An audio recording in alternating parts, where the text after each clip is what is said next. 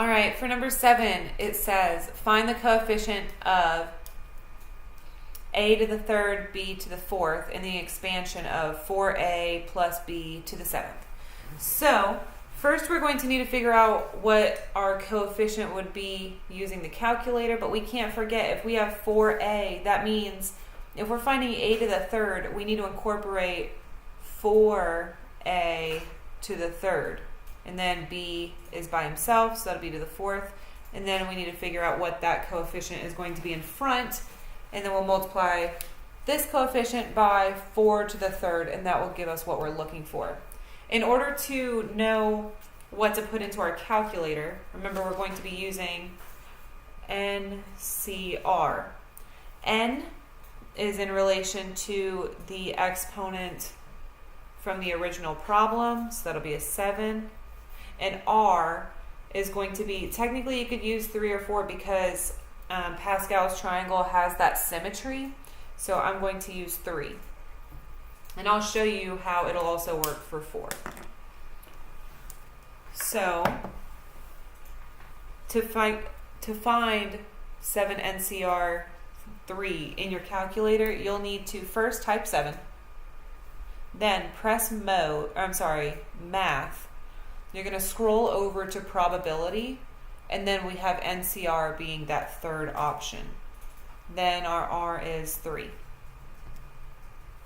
If instead I had chosen to use 4, using the 4 right here, it would have looked like this. When I press enter, I also get 35. So we know that that coefficient will be 35. That came again from here. So now I need to do 35 times 4 to the third, because remember 4a is the same as saying 4 times a raised to the third power is 4 times a times 4 times a times 4 times a. So we basically did 4 cubed. And when I multiply all of that together, I get 2,240. So that will be the coefficient. It's only asking me for the coefficient, so the answer is 2,240. You don't need to attach your a's and b's. Coefficient is just going to be that number. Now, for number 8, it says consider the expansion of x plus 3 raised to the 10th power. Write down the number of terms in this expansion. So I know that every time I do an expansion, the number of terms I have is going to be 1 greater than my exponent. So I know that it'll be 11. But let's back up for a second and talk about why it would be 11.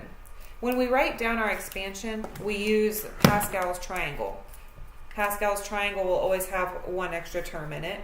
And if you think about it, we would have our coefficients all the way down, and we would do x to the 10th, x to the 9th, x to the 8th, x to the 7th, x to the 6th, x to the 5th, x to the 4th, x to the 3rd, x squared, x to the 1st, and x to the 0.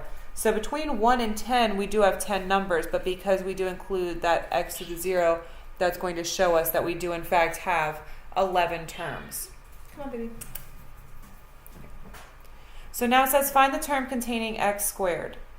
So if I'm going to be using x squared, I know that it'll be x squared, and it will also be 3 to the 8th.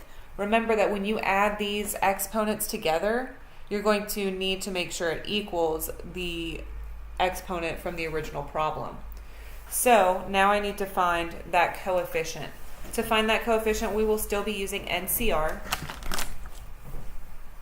NCR. N comes from the original, so that'll be 10. And R will be that 2, because that's what we are given to look for. Again, if we're putting that into our calculator, I'll put my N first, which is 10. I'll press math, and I'll scroll over to PRB, which is probability. Scroll down to NCR, and then I'm looking for the second, the exponent to be a 2. So that gives me 45. 45 is the coefficient I was looking for. Now, I've got 45 times x squared times 3 to the 8th. So 45 times 3 to the 8th gives me 295,245. Here it's asking me for the term that contains x squared. So x, I'm not just looking for the coefficient. This is not your final answer here. If I'm asking for the term, I do in fact want x squared to be part of it. So you'll write your answer as 295,245 x squared. That's your final answer.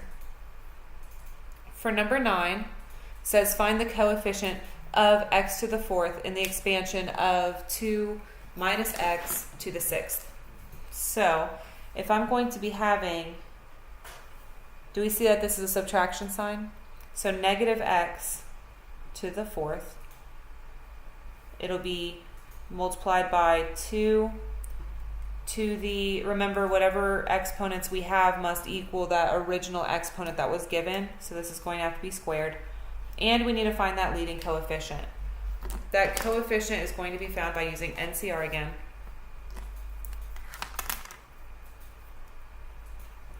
Where n is 6 and r is 4. So I'll type 6, press math, go over to probability, scroll down to NCR, and press 4, and that gives me 15. Now, what I need to do is 15 times 2 squared, which gives me 60. Now is the part that we need to figure out, okay, if I've got a negative, then I need to figure out if this is going to be a positive or a negative. In order to do that, there's a couple different ways to do it. You could try to write everything out on the side and say, okay, well, this first one's positive, the second one's negative, the third one's positive, the fourth one's negative, and go from there. Or you could say, okay, if I have a negative raised to the 4th power, is that going to be a positive or a negative number? You can try it out with -1. So remember, you're always going to put it in parentheses.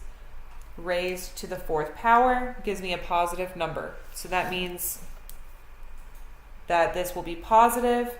And if I'm just looking for the coefficient, 60 is my final answer. For number 10, find the coefficient of x to the 5th in the expansion of 3x minus 2 raised to the 8th. So if it's x to the 5th, that means that this whole first term is to the 5th.